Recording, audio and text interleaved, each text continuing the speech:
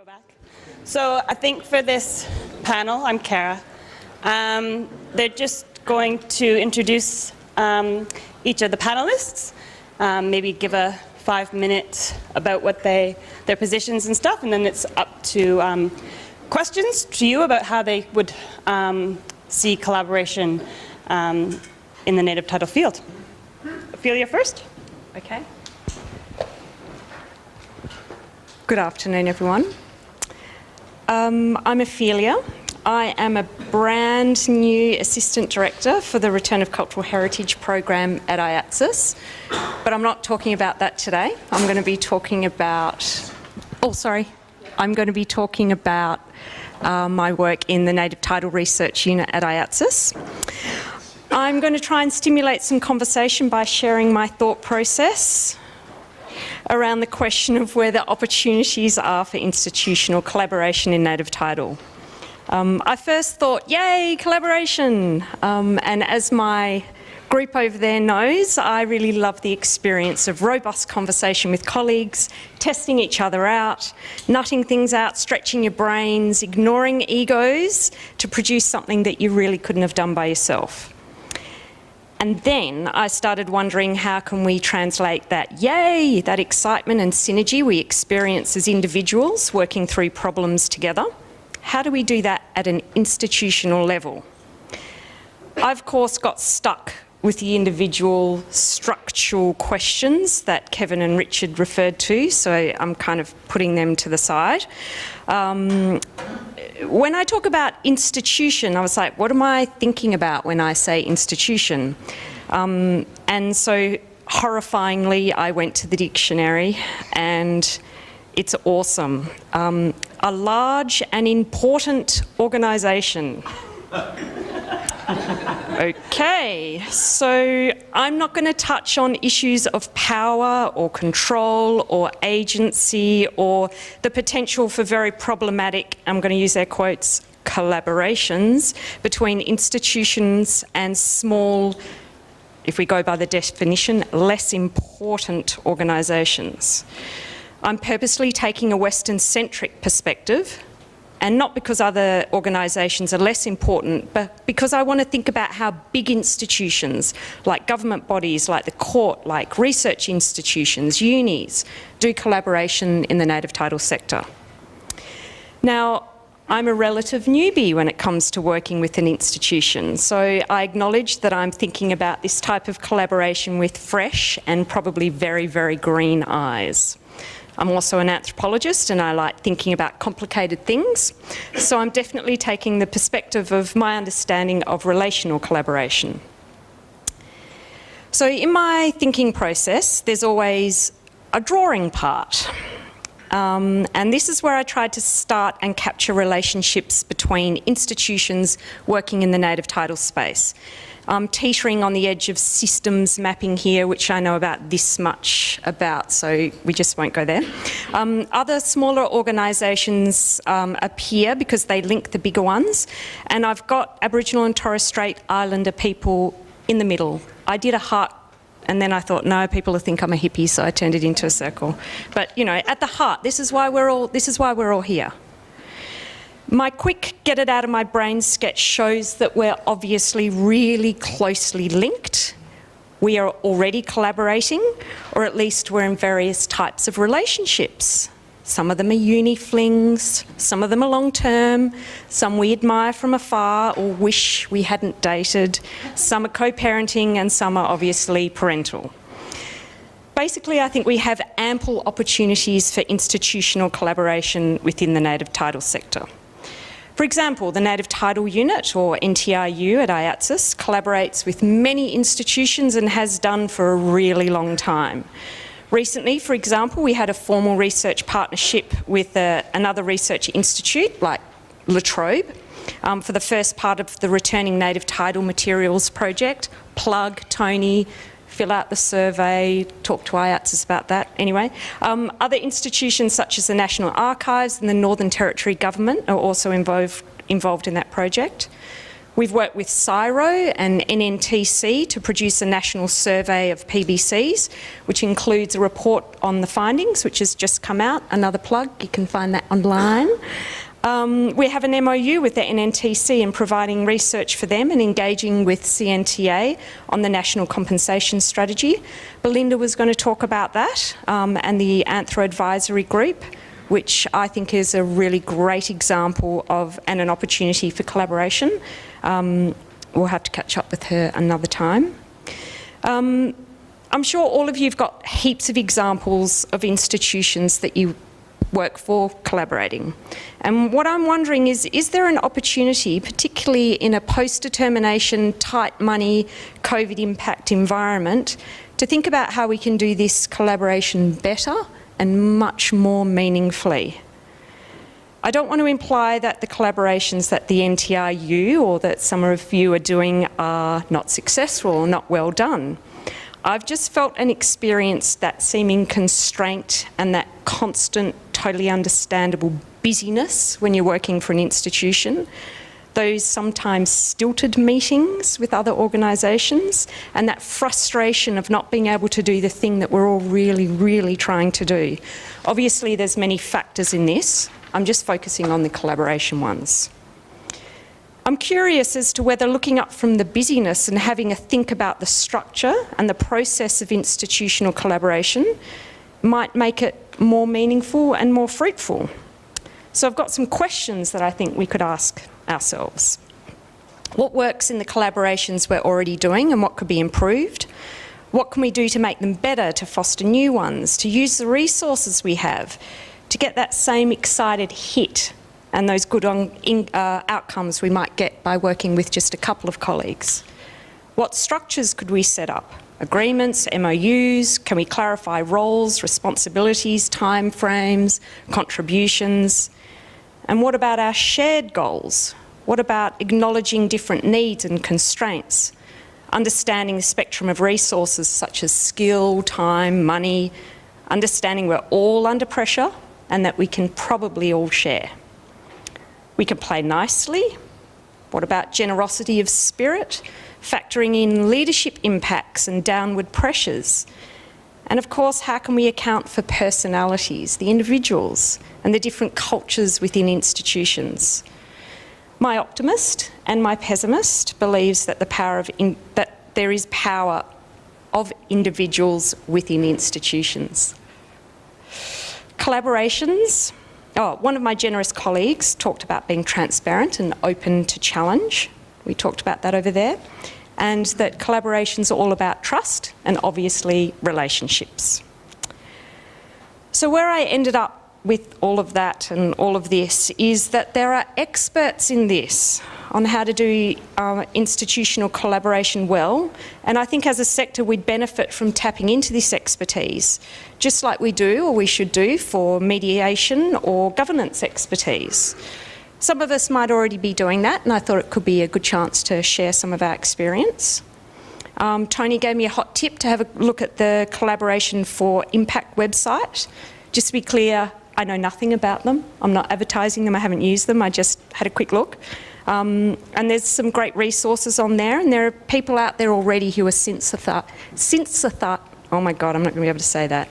Synthesising, thank you. All these questions, thanks. It will be interesting to explore some of the so-called rules of collaboration, shared goals, shared resources, shared authority, and shared accountability when we next look at collaborating. There's a health assessment tool from the Centre of Social Impact. I've got some of this stuff here if anyone wants to look at it, that looks at the structure and process, and there's some great resource reading lists. In the Changing Systems, Power and Potential workshop, which I think Tony might have been at. One of the brutal titles which I like the best is How to Work with People You Don't Agree With, Like or Trust. I think it's clear that we're already collaborating as institutions, and that in this current environment it suggests that it would be a really good idea to keep on doing this. I'm with Kevin, and I think that cultural change is needed, And I'm curious, and I encourage you all to wonder about how we may be able to influence this through doing institutional collaboration much better. Thank you.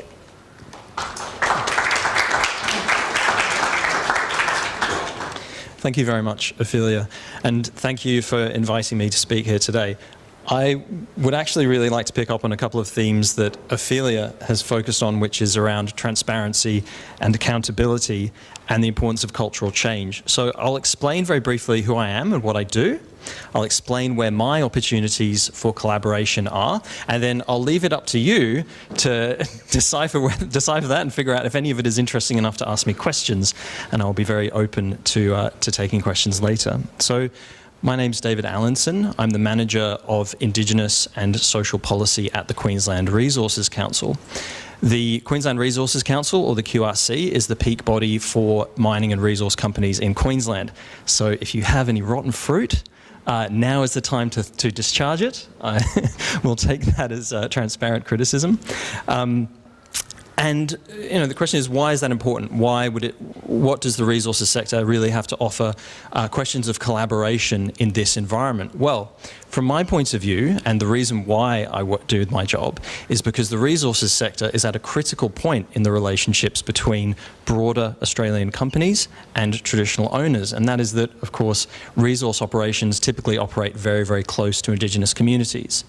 Because of that proximity, there is a tremendous potential impact, both positive and, as we've seen recently, sometimes, unfortunately, negative.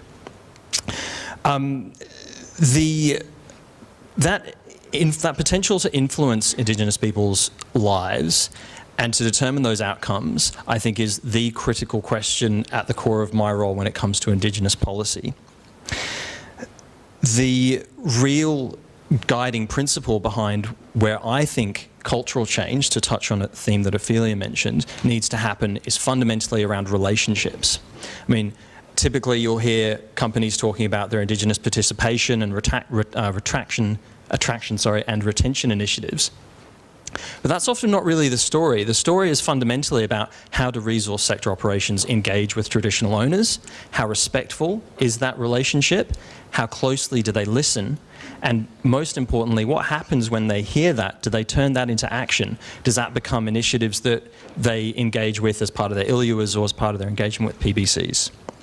So the key points for collaboration for me are encouraging resource sector companies to, in some ways, change their culture, be better, but also between resource sector companies and government. So we have a memorandum of understanding with the Queensland government whereby we facilitate conversations around best practice, cultural heritage and Indigenous engagement activities.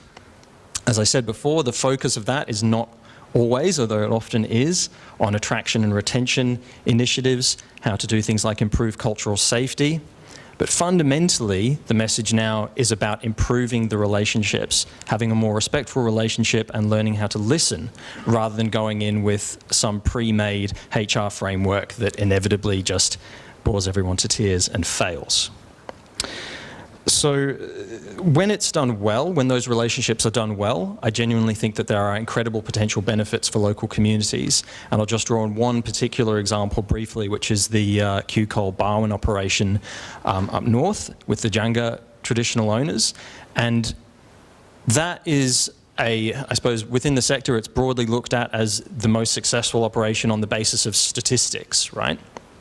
It's got something like a 15% Indigenous participation rate on their operations. They have very, very good positive feedback from their traditional owners and from workers on the ground in terms of why they like working for QCoal and why they encourage their family members to come and work on that site, right? That's the, that's the sort of the communications and marketing material that you would get. I think the story behind that is far more interesting, which is that 3 years before they even started thinking about the site there, they were in there talking to people in community, building relationships and asking, do you want us here? Do you want us to be here as part of your community? How do you see us becoming a part of the fabric of your community? And what do you need? If there is anything that you need, what is it that you need from us? And I think that reciprocal relationship, that listening relationship, is the core of why I think that is a successful partnership. So That's who I am, what I do, and where I think the sort of key points of institutional collaboration are, both between resource sector companies, traditional owner groups or Indigenous communities, broadly speaking, and government. And I'm very happy to take any questions afterwards. Thank you.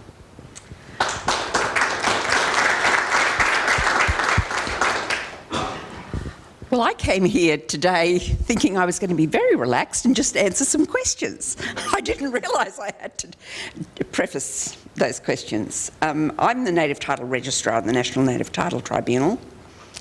I've worked in native title since 1994 when I started work on the Gregory River Bridge case, so it seems an awfully long time. The tribunal's role generally is a collaborative relationship with most of our stakeholders. You'd all be familiar with the work that we do in the Future Acts area. There we do a lot of mapping assistance, geospatial assistance for claimants, for anybody actually who comes to us with a request that relates to a native title claim. And our level of collaboration is obviously going to increase significantly because yesterday, after waiting for 2.5 years, the Native Title Amendment Bill was passed, and the amendments that affect us, which are those that deal with with mediation and perhaps through mediation, better management of PBCs, is where I think we're going to have a very significant role in the future.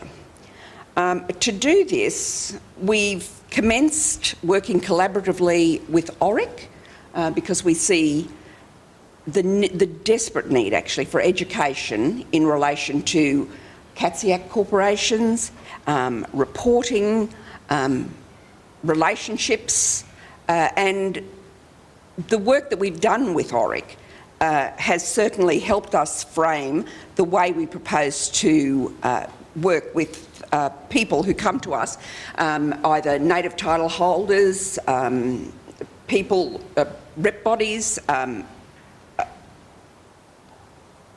PBCs, and what we propose to do is to have a process whereby we will have an initial assistance function whereby we will, because a lot of the requests that we get at the moment are from PBC members or not members who have a particular complaint about either being removed from the PBC, not being allowed to join, not understanding what their rights are. And we've been able to give them some general assistance, but we now propose that when we get a request from that type of problem, we will initially, we have, I've tried very hard since I've been at the tribunal to recruit Aboriginal staff, and the staff that are going to work on this project are native title holders, some of them are PBC members,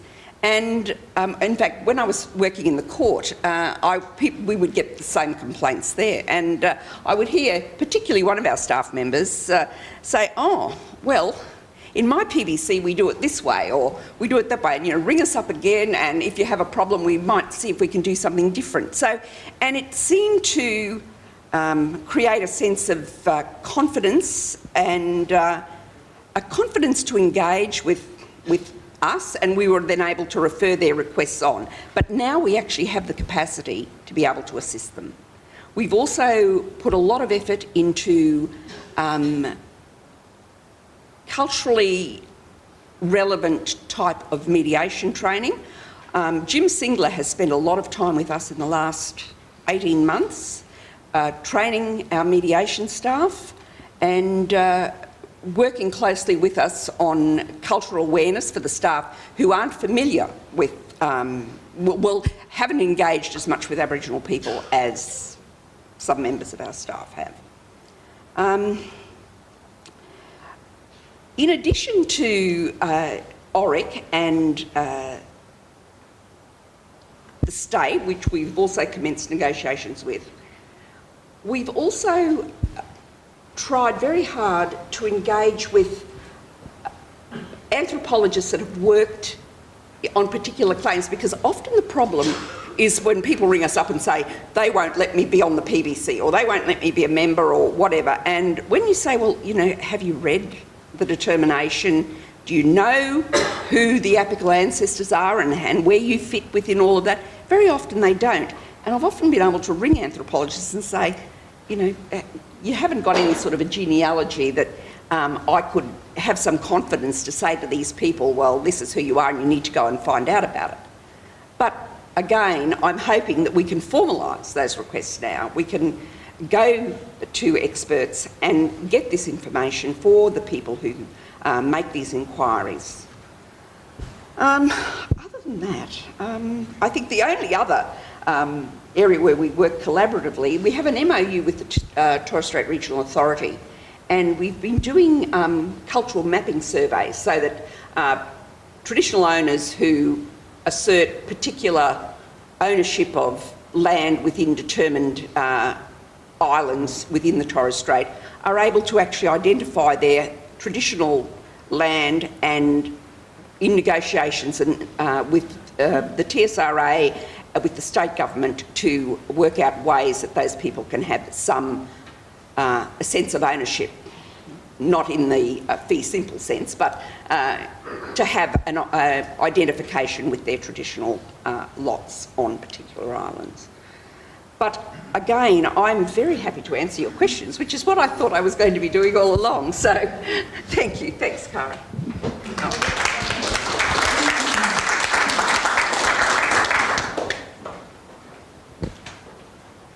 Do we have any questions from the floor? You're going to make me ask a question of them. I was told I didn't have to do any work either, but anyway. Where is she? They're all, I've seen a very big theme through all of the panelists, and actually our whole conversation today about the engagement at the very beginning, and how that's been missed in the past. And I saw some really good examples of where you're seeing the collaboration. Do you think that there's room for more, or do you think that some of that collaboration has been quite insular and needs to expand in any way? I think that, actually I've been very interested listening to Kevin Smith all day. And he's made some very, very important points about the need for collaboration or cooperation between various stakeholders in, well, I'm thinking more in a ILUA situation where, you know, state, local government, the PBC, where parties can move towards a more collaborative approach rather than an approach where people very reluctantly put their hand up and say, you know, could you help me with this? Or, and I think that it leads to really good outcomes.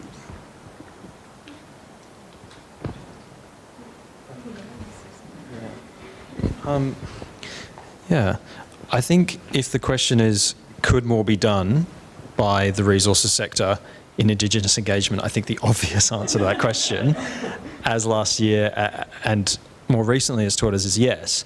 The reason why I focus so heavily on relationships is because I think that's actually something that a lot of engineers don't understand. It's typically engineers who drive a lot of these projects.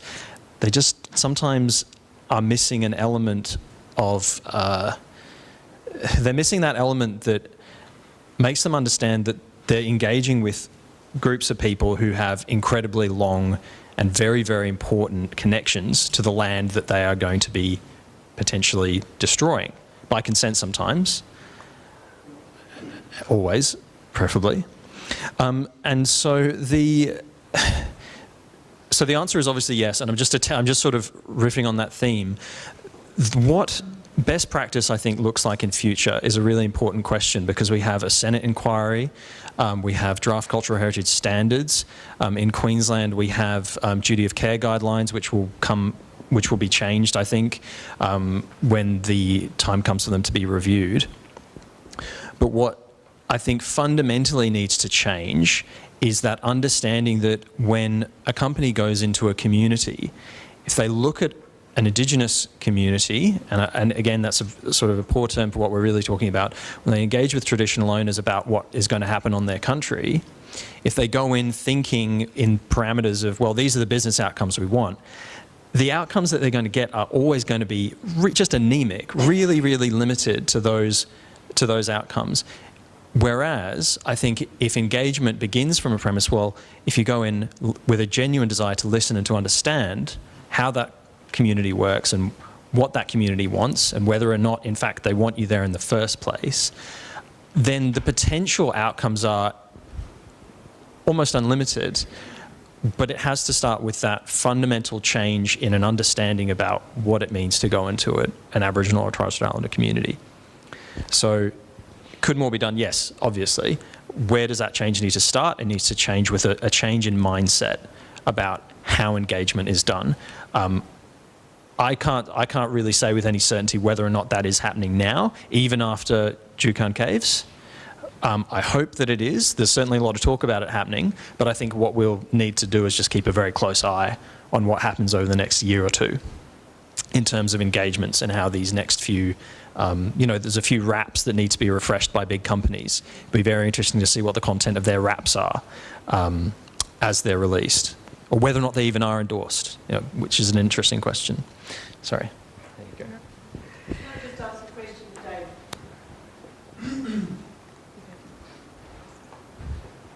Oh, sorry. So one of the things you said, David, was that engineers aren't very good at this. So this assumes who is actually doing the negotiations. And if you're talking about changing minds and it's engineers, then, we need something more than a slogan about we need to change minds, because people come with a predisposition out of their own personality, their own disciplinary framework, their role in the company, etc., etc. I wondered if you'd like to comment a bit more, in a bit more of a grounded way, about what you're meaning there. Yeah, thanks for the question, Julie. To be specific, what I meant was we need to change who has power in these conversations and who has decision-making power and responsibility, because typically in those conversations, and especially if we look at, so I'm just going to talk about Rio Tinto briefly, and everything that I'm about to say is on the public record, and they've all said that this is the case, right? So I'm not giving you secret squirrel information. But the decision-making process was really critical to that failure, and that's the catastrophic failure, right? That's the real breakdown of relationships, of understandings, and in some cases abusing processes. And the real question there was who had the power in decision-making processes at critical points, who was making the decisions. So my comment about engineers was not meant to be disparaging of engineers. My father is an engineer, and I have a lot of, yes, and we have a lot of respect for these important men in our lives. However, it's a comment more about who actually gets to determine the content of some agreements. And, there are some really open questions even after this Rio Tinto fiasco around what were the role of the lawyers in these conversations. Like, how did the PKK lawyers allow them to get to that point? Who was making the decisions? And for me, there's analogies across the sector. So, for example, why is sexual harassment so bad in the resources sector? The answer for me is because the people who are responsible for implementing those policies are mine site managers who have a lot of things on their plate, and they get it. And then they have the ability to just go, this looks like a lot of work, and they chuck it over their shoulder. The question is, where are the new decision-making responsibilities going to lie, and how do we give more of a voice to traditional owners in what the content of these agreements look like? Because otherwise, if we don't look at these key decision-making points, then the process is just going to change, and the draft WA legislation looks You know, there are elements of it that just look like pretty fantastic, but in the sense of like Tolkien fantasy. Like there are elements of it that are just bizarre. You know, I think we really need to get real about who makes decisions, who has the power in these agreements. So yeah, sorry. You might not have the answer. Oh, you might not have the answer to this, but how do we make those changes? How are you going to change the people who are in power? If they're in power. It's such a hard thing to change who's in power making these decisions. I'd like to keep talking, but I'd also like to give you an opportunity. Well, I think what I'm going to say is relevant because I think that one of the biggest problems in that space, surely, is the ancillary agreement. So that, and this is the issue that we see as being very important, is the transparency issue. So that you see the ILUA, I mean, we registration test the ILUA, but you don't see the ancillary agreement. And I wonder how many traditional owners actually see the ancillary agreement, other than their lawyers, and how far the informed consent process goes in that situation. So I think it's actually, there's a lot of issues for you guys in that. Yeah, so FPIC is just, you know, this really interesting concept, because you said informed consent. I'm going to take that as, I'm taking that as FPIC, because there's this bizarre sort of debate at the moment about whether or not the Native Title Act is an FPIC consistent or an FPIC coherent act. I mean, there's also discussions about how free and prior informed consent would make its way into these agreements. And there are some interesting trends happening now where you see, particularly in Canada, who have just obviously enacted, and I'm sorry if this is old information to people because I wasn't at some of the earlier sessions, but I think this is relevant, where you have Canada implementing UNDRIP legislation domestically, and you have something called the Towards Sustainable Mining framework going in. These are really interesting FPIC instruments. You also have the Sustainable Development Goals of the UN and the, what I find very interesting, because look, let's just talk about money for a second, because money is at the core of where corporate interests fundamentally lie. And something that is so interesting is the Pacific, there's a framework, and the name has escaped me, which is really inconvenient, but basically it puts pressure on companies to, in order to receive loans from large Australian banks, they must adhere to certain principles. And pardon me? Thank you, the Equator Principles. So the Equator, is it Ecuador or Equator? Yeah, no. Thank you, Kevin. God, he just knows everything. The Equator Principles, I mean, that's how you squeeze companies hard, is you say, unless you are going to adhere to a certain standard in terms of your cultural heritage engagement, you're not going to get finance for this company. And if you don't, and if you mess up, then you have basically investor and shareholder actions now exerting a tremendous amount of pressure at the board level. So they're getting squeezed from both ends. The company's not going to get going. And then there's the accountability at the board level. I mean, if you really want to get real about how to make companies behave better, what it comes down to is actually looking at these new ways of encouraging compliance. And I say that as someone who works for the peak body of a resources sector, right? Like, there is nobody in the resources sector who genuinely wants to do the wrong thing. But what I think causes bad outcomes are poorly designed decision-making mechanisms, and when it comes to engagement with traditional owners, not enough respect and not enough power in the hands of traditional owners to make decisions. And as you've said, no thinking whatsoever about how to incorporate FPIC into picking apart the, you know, complicated, sometimes really convoluted complicated family dynamics where, you know, who are you supposed to talk to? Sometimes a lot of engineers look at that problem, they just say, I don't care. That's really hard. Let's just use the last man standing principle or something like that, you know? So sorry, that was a very long response to that simple question, but yeah. Another question here. Yeah. Go ahead, Kevin.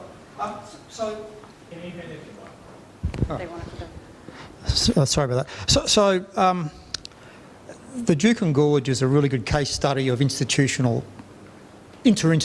collapse. And so there was a point in time where institutions may have collaborated and spoke openly about these things, but I think the inquiry actually shows there are multiple failure points, not just from Rio Tinto, even though it holds the bulk of it, but, you know, there was lawyers, there was departments, ministers and the like. So I suppose my concern is Rio Tinto had a very good reputation for being best practice in this area. So how do you actually embed a culture of respect? Because, as I said, Rio Tinto was really up there. The National Native Title Council is in a co-chairing role with the Mineral Council of Australia, and the co-chair, I'm one of the chairs, but the other co-chair was a representative of Rio Tinto. And that whole community of practices were around best practice implementation of agreements. And so you actually had a culture, maybe the residual part of a positive culture, but something happened there. And just in the conversations we had at this table at the last group session, we were talking about how when key people leave, then bad things can happen. And I think that's probably a really good case study where you have people not talking to people on the ground. There's a whole range of things there. But so my question is, how do you actually go beyond relationships that are reposed in individuals, and how do you actually embed those relationships so they are institutional, so institutions keep each other accountable?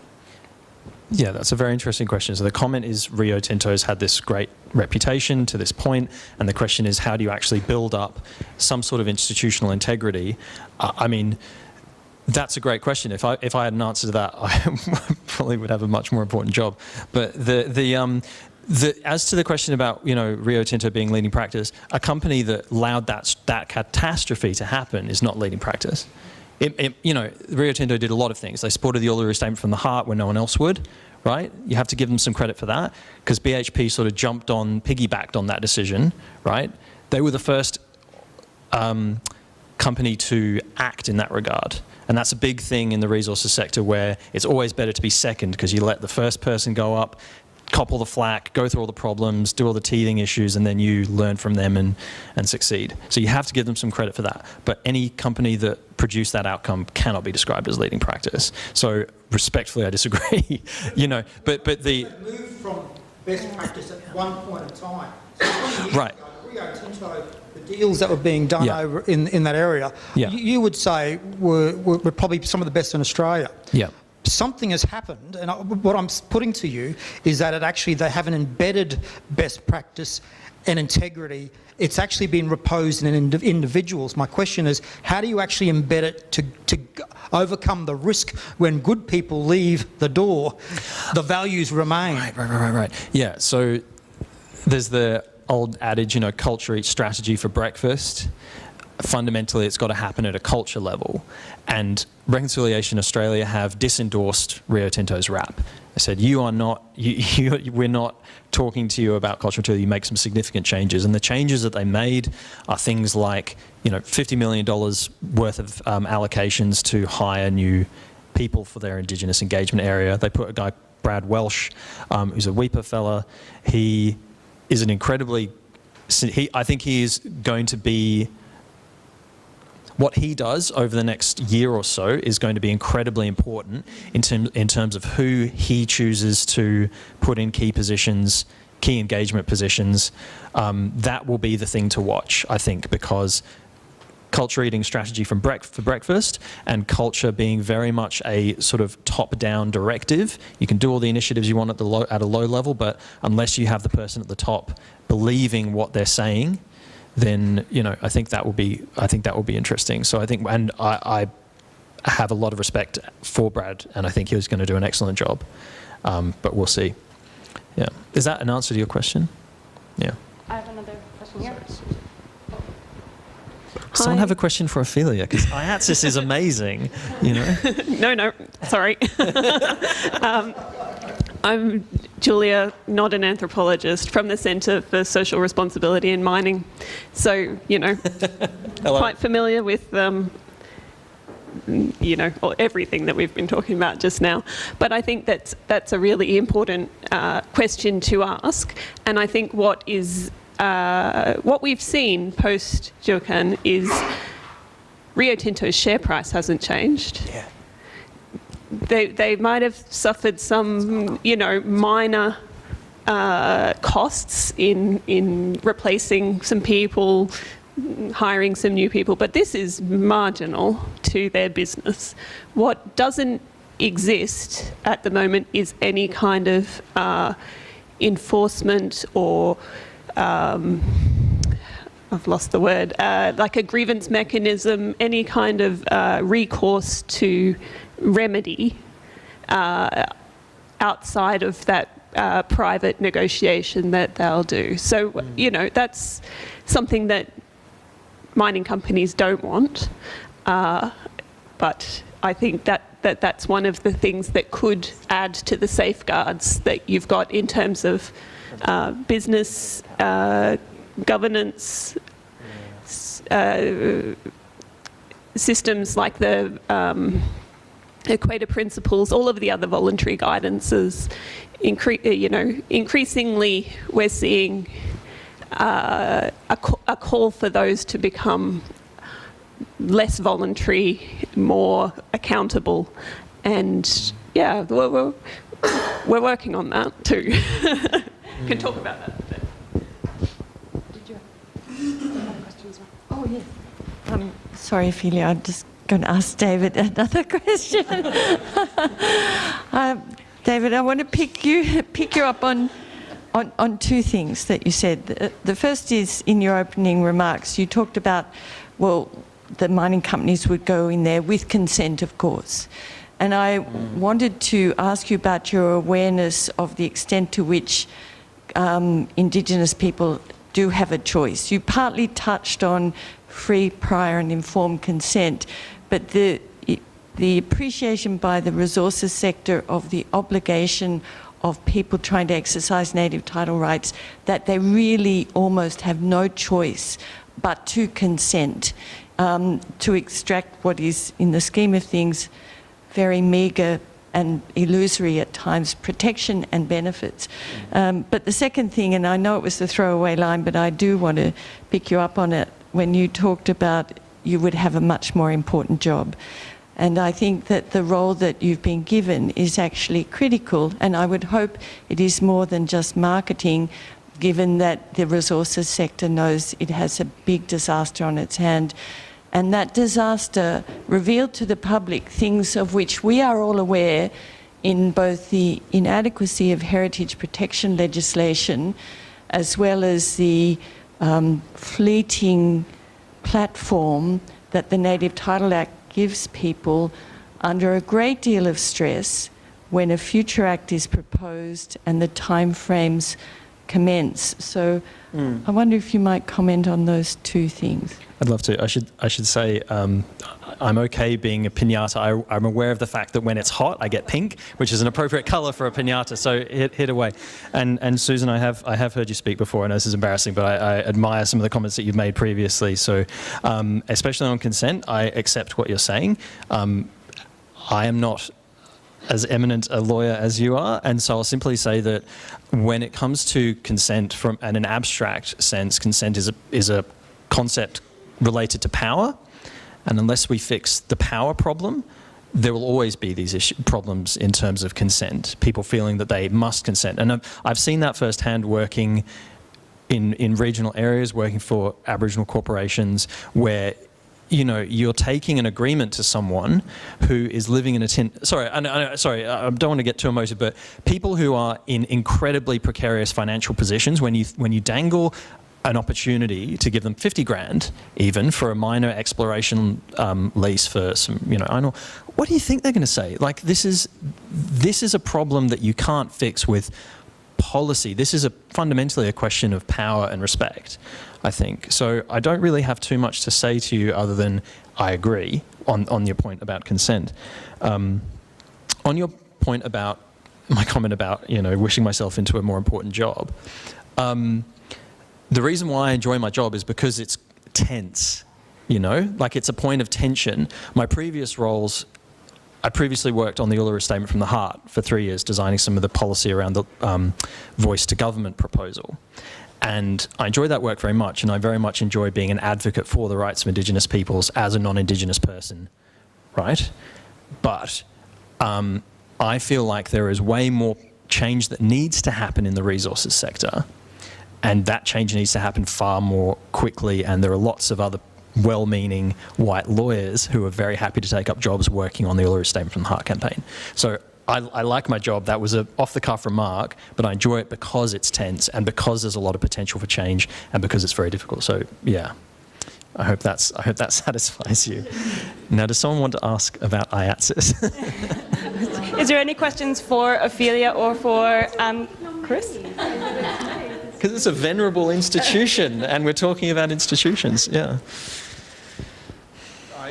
I have a question for all of you, and it's a little bit of a Dorothy Dixer, but speaking from the university perspective, I'm curious how each of you would see collaboration with researchers and anthropologists and you know, people in the university sector, and maybe more generally with independent and other anthropology researchers.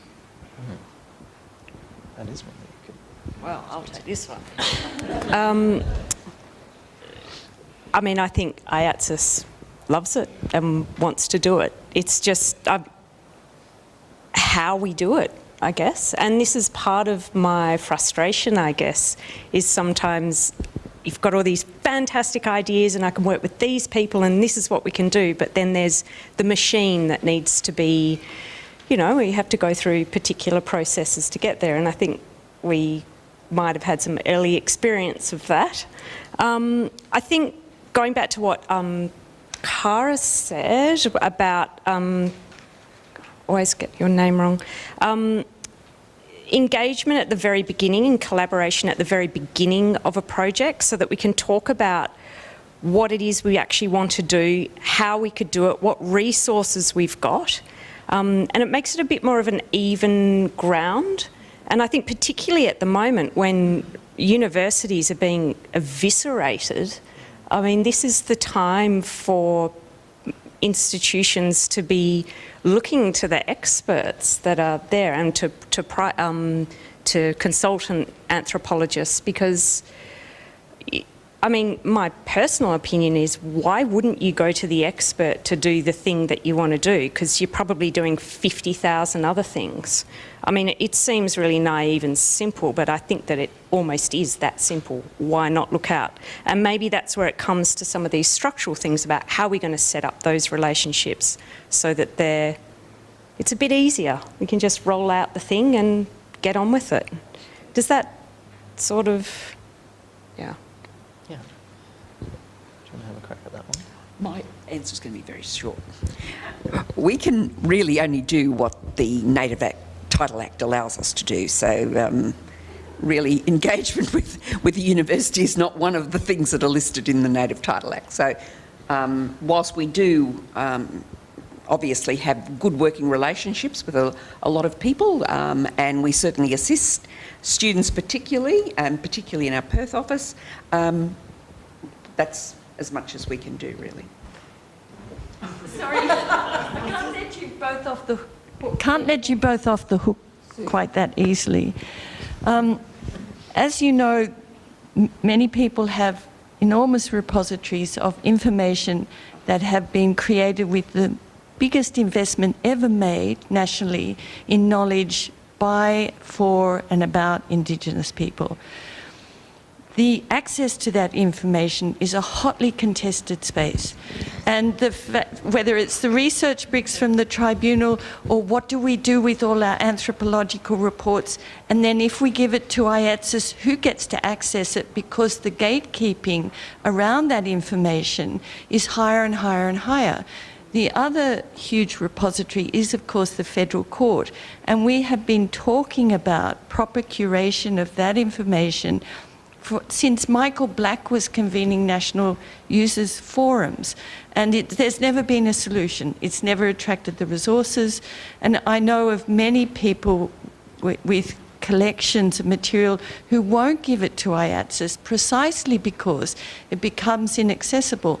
With people trying to access Tyndale for various purposes and hanging off the anthropologist's discretion about the extent to which they might or might not see it. The contest in the Federal Court about accessing the reports is breaking out in decisions all over the place, including from Justice Mortimer and recently Justice Katzmann. So the mere idea of saying, well, we'll look after it for you, doesn't answer any of those questions, and in fact removes it in a way from the marketplace that created it and from the people who really need access for good or ill. And so I wonder whether Ophelia maybe and Chris might comment on the hot topic around this information, which contains so much and yet often is locked up in a way that deprives it of what it could contribute. When I worked in the court and in fact, the claim I was working on was Calcadoon, which I thought I knew a fair bit about. However, I didn't really know enough. And I'd heard about these research bricks at the tribunal, and I thought, oh, wow, I'll see if I can borrow those. No, not allowed. Couldn't move from the tribunal, they were secret. So I remembered that, and I remembered so many people who used to come to the court and say, you know, can you give us anything or whatever? And say, well, no, I can't. And Katie, I'm sure, will address that shortly. But when I came to the tribunal, I decided that when I looked at I was so disappointed. I was expecting really exciting, secret sort of stuff, but it wasn't. It was a lot of secondary source material. It was enormous bibliographies. There was some summaries done by resident anthropologists in the tribunal. And I thought, why don't we share these? So we went through a process of getting advice from the most preeminent silk in the country on intellectual property. We digitised all of the reports, and we redacted, we complied with the Privacy Act and the Copyright Act. So then we now have the bricks, and people can contact us, and we can either email them to them, or where it's people who live remotely, can't have access, or don't have the sort of technological assistance that they would normally have in a city, we will print off material and post them. And it's actually been quite a revelation, because also, and it's mainly people in places like Dirranbandi or all sorts of places where they don't have a library, they can't run down the road. And so the bricks have seen the light of day, but there's no work been done on them since 2012, which is when the court took over. They were prepared for mediation, for members' mediation. And they're very comprehensive, a lot of them, in terms of the materials that are available. So, but I'm sure Katie can talk to you about the situation in the court. I'm conscious we don't have a lot of time, but the court's obviously restricted by the federal court rules in terms of access to material on the court files. And so after about 12 years of trying to work with National Archives to work out an access agreement which would ensure that any access by the public was in accordance with the federal court rules, the court has now decided it's going to retain all the native title files indefinitely. So all access requests go through the court to ensure compliance with the rules. So there's two categories of material in federal court files. Some are unrestricted, which are fairly much like the applications and sort of administrative things, and the other category is restricted, which includes the connection reports or the affidavits. So in native title, those decisions are predominantly going to judges now because of the sensitivity around that material. You know, it's often very difficult to work out whether a particular request, someone requesting the material, was a party to the matter originally or not, because you've got the pre and post determination situation. So there's so many complicated factors. The court's going to keep the material. The judges will make the decision on the restricted material. the requests we're getting in at the moment, generally there's communication back to the rep bodies, etc., to ask for views about the particular request. So the thought from the Chief Justice was that was the best way to make sure that balancing sort of public interest and access to justice with issues around sensitivity of cultural material could be preserved. And on top of that, I finally got approval to digitalise everything so that we've got that material for permanent retention into the future because of the importance of it.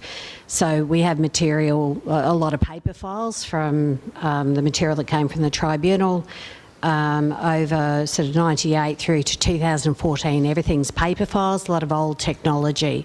So we are in the process of making sure that's all digitalised, trying to cost it, upgrade all the like old floppy disks and camcorder files, preservation of evidence so that it can be retained indefinitely, but it will be subject to the Federal Court rule process for access.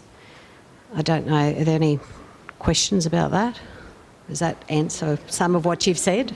So you may not like what the judges say, but it's taken 12 years and eventually it's thought we're never going to get an access agreement with archives that keeps everybody happy, and particularly the court, and the federal court files are not covered by the Archives Act as opposed to the tribunal's files, which are. Hey, it's 5 oh o'clock. my God, that was my question. If anyone wants to talk to me about returning native title materials, it's a personal passion. IATSIS has got a couple of projects on that Tony is doing. I just want to be super clear that the current project that I keep on saying Tony because I'm not in that unit anymore, which is about documenting personal archives, is not about getting that material into the IATSIS collection. I could talk about this for 45 minutes, so feel free to come and chat to me about that. Maybe we need to have a talk. It's a really big issue. Access is a really big issue. Sorry, I know you're all really keen to go. Just one last comment I've said at tables is the first thing we look at in the court if we get an access request is if there's any orders about access to the material.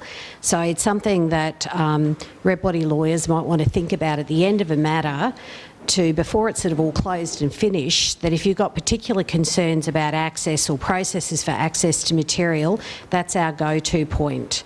Check if there's any confidentiality suppression orders or other orders about how things are accessed and processes. So, thanks. I think there's a lot for us to discuss over all of our different dinners at COVID-safe venues, and we'll see you all at 9 o'clock tomorrow morning. Is that right? Yeah. Right, wonderful, thank you.